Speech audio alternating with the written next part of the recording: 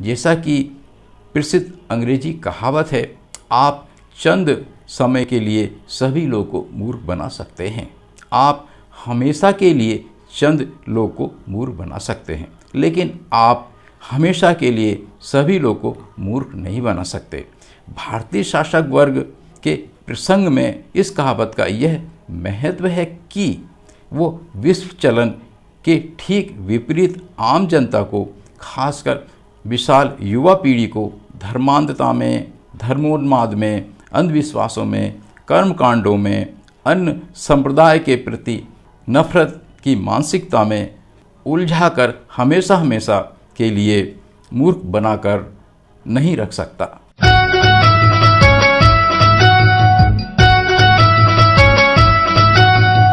प्रिय मित्रों, नमस्कार। हमारी YouTube चैनल में आपका स्वागत है। हम आपकी सेवा में जो वीडियो सीरीज प्रस्तुत करने जा रहे हैं उसका शीर्षक है, क्या भारत पुनः गुलामी की ओर बढ़ रहा है और क्या देश गृह युद्ध की कगार पर है। वीडियो सीरीज का यह दूसरा एवं अंतिम एपिसोड है। हम निवेदन करना चाहेंगे कि कृपया हमारे प्रस्तुतिकरण की शैली पर ध्यान नहीं देते हुए उन तथ्यों की तरफ ध्यान देने का कष्ट करें जो हमने यहाँ व्यक्त किए हैं। हमारा वीडियो सीरीज का दूसरा वीडियो इस उपशीर्षक से प्रारंभ होता है। जैसा कि सिद्धांत है, इतिहास स्वयं को दोहराता है। भारत में विश्व चलन से विपरीत एवं संवैधानिक प्रावधानों के विपरीत भारतीय शासक वर्ग द्वारा आम जनता को अपने राजकीय स्वार्थ के लिए पुरोहितवादी मान्यताओं में, धर्मांधता में, धर्मोन्माद में, पाखंड में, कर्मकांडवाद में, अंधविश्वासों में ढकेला जा रहा है, तो निश्चय ही इतिहास स्वयं को दोहराएगा। वो इस तरह से कि उस समय जब मुगल व्यापारी कबीले अरब के खलीफाओं को सूचना दे रहे थे, आज के इस आधुनिक संचार के युग में अरब देशों, इस्लामिक देशों, पश्चिमी यूरोपीय देशों को सूचनाएं पहुंच रही हैं और उनके द्वारा प्रतिक्रियाएं भी व्यक्त की जा रही हैं।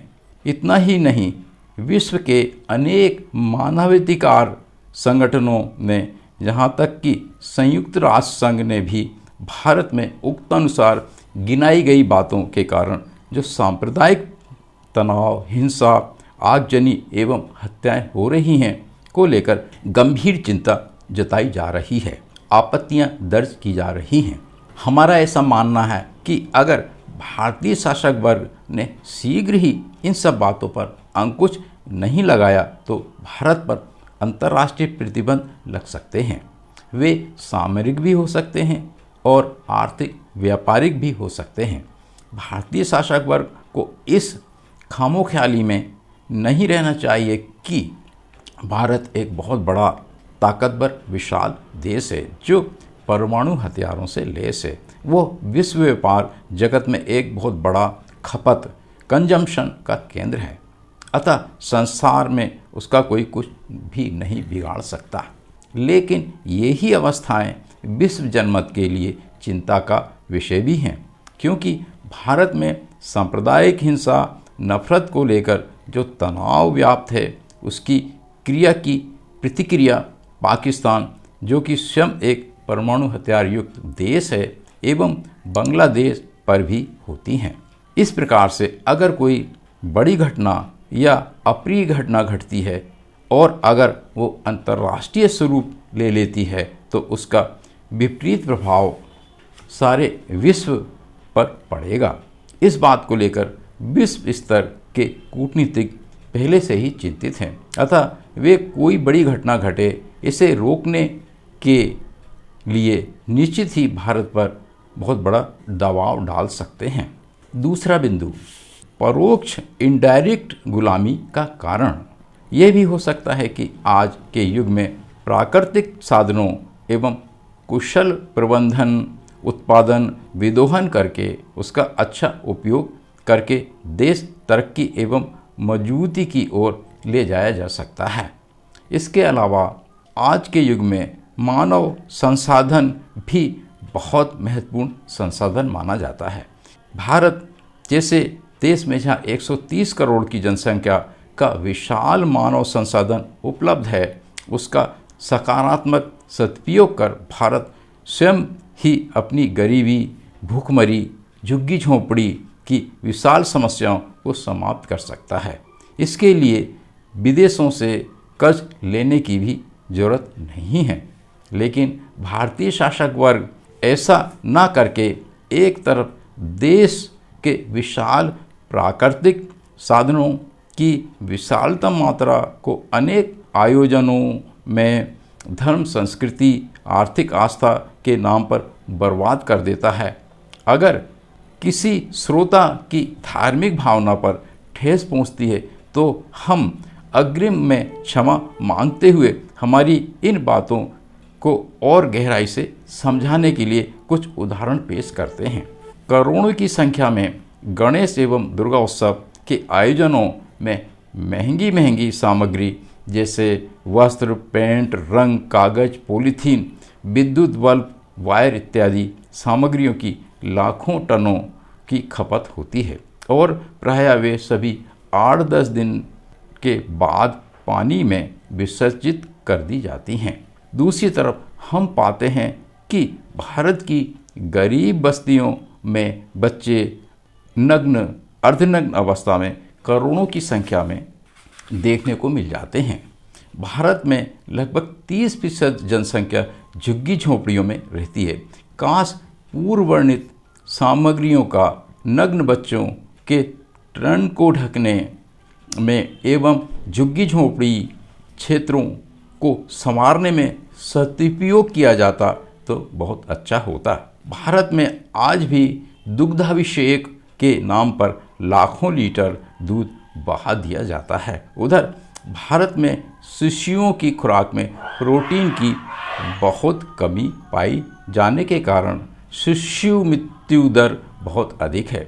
अतः अगर वही दूध गरीब लोग के बच्चों को उपलब्ध कराया जाता है तो जैसा कि कहा जाता है, किसी भी राष्ट्र के बच्चे अगर तंदुरुस्त हैं तो वह राष्ट्र भी तंदुरुस्त एवं शक्तिशाली होता है।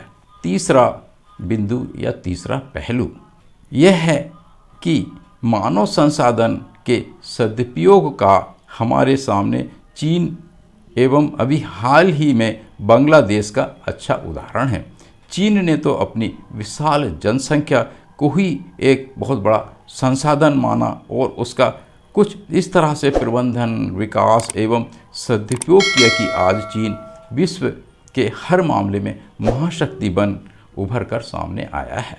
बांग्लादेश भी अभी हाल ही में अपनी विशाल जनसंख्या का सदुपयोग कर रहा है और आर्थिक विकास में भारत को पीछे छोड़ रहा है। इधर भारत का शासक वर्ग है कि वह प्राकृतिक साधनों, सामग्रियों का दुरुपयोग अपने शासित वर्गों को धर्म, संस्कृति, संस्कारों में उलझाए रखने के लिए करता है, जबकि इन सब सामग्रियों की भारत की आम जनता को बहुत ही नितांत आवश्यकता है।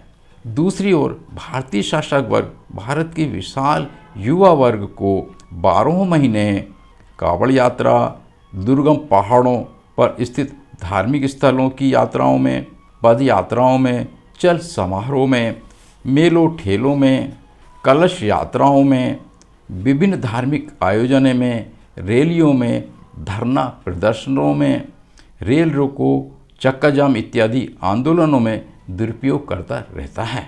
इतना ही नहीं, मुस्लिमों, ईसाइयों एवं विज्ञानवादियों, तर्कवादियों के विरुद्ध भी हिंसात्मक रूप से दुरुपयोग करता रहता है।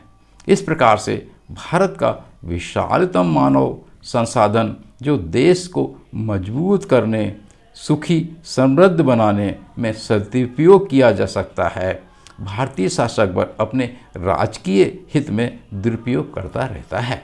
यही कारण है कि भारत ह्यूमन डेवलपमेंट इंडेक्स में दिन प्रतिदिन रसातल की ओर ही धंसता जा रहा है। और जैसा कि इस वीडियो का शीर्षक है, कमज़ोर देश को कोई भी आसानी से गुलाम बना सकता है, जैसा कि भारत का इस मामले में 2000 वर्षों का गुलामी का इतिहास रहा है। हमारे इस विचार विमर्श का एक पक्ष ये भी है कि जैसा कि प्रसिद्ध अंग्रेजी कहावत है, आप चंद समय के लिए सभी लोगों को मूर्ख बना सकते हैं। आप हमेशा के लिए चंद लोगों को मूर्ख बना सकते हैं, लेकिन आप हमेशा के लिए सभी लोगों को मूर्ख नहीं बना सकते। भारतीय शासक वर्ग के प्रसंग में इस कहावत का यह महत्व है कि वो विश्व चलन के ठीक विपरीत आम जनता को, खासकर विशाल युवा पीढ़ी को धर्मांधता में, धर्मोन्माद में, अंधविश्वासों में, कर्मकांडों में, अन्य संप्रदाय के प्रति नफरत की मानसिकता में उलझाकर हमेशा हमेशा के लिए मूर्ख बनाकर नहीं रख सकता। यहाँ हमें पुनः अंग्रेजी की 2 कहावतें और याद आ रही हैं। पहली, कभी कभी पिशाच ही उसके निर्माता को खा जाता है। दूसरी यह कि कभी कभी एक प्रणाली स्वयं के ही बोझ से भरभरा कर गिर जाती है, ढह जाती है। इन कहावतों के माध्यम से हम यह बताना चाहते हैं कि भारतीय शासक वर्ग ने भारत पर शासन करने, सत्ता शक्ति केंद्रों पर सदा के लिए नियंत्रण रखने का जो ताना बाना बुना है, इस मामले में उसने जो दर्शन एवं अनुगमन अप्रोचेस अपनाया है, वह इस ग्लोबल विलेज की अवधारणा के अनुकूल नहीं है। संयुक्त राष्ट्र संघ के चार्टर्ड वचनबद्धताओं एवं प्रसंविधाओं कोवेनेंट्स के अनुसार नहीं है। वह विश्व स्तरीय लोकतांत्रिक मूल्यों के अनुकूल भी नहीं है। वह एक कागज की नाव की तरह से है जिसे एक दिन डूबना ही है। हमें चिंता इस बात की है कि इस कागज की नाव में भारतीय शासक वर्ग तो डूबेगा ही, वो भारत के मूल निवासी मेहनतकश सारे संसाधनों के प्राथमिक उत्पादक वर्गों को भी ले डूबेगा। यही हालत रहे तो भारत गृह युद्ध में भी ढकेला जा सकता है। अतः हम इस बात से और भी चिंतित हैं। इन विचारों के साथ यह वीडियो यहीं समाप्त करते हैं। अगर आपको लगता है कि हमने इस वीडियो में कुछ मौलिक बातें बताई हैं और आपके ज्ञान में वृद्धि हुई है, तो कृपया हमारी चैनल को सब्सक्राइब करने, वीडियो लाइक करने एवं शेयर करने का कष्ट करें। पूरा वीडियो देखने एवं हमारे साथ बने रहने के लिए बहुत बहुत धन्यवाद। पुनः नमस्कार।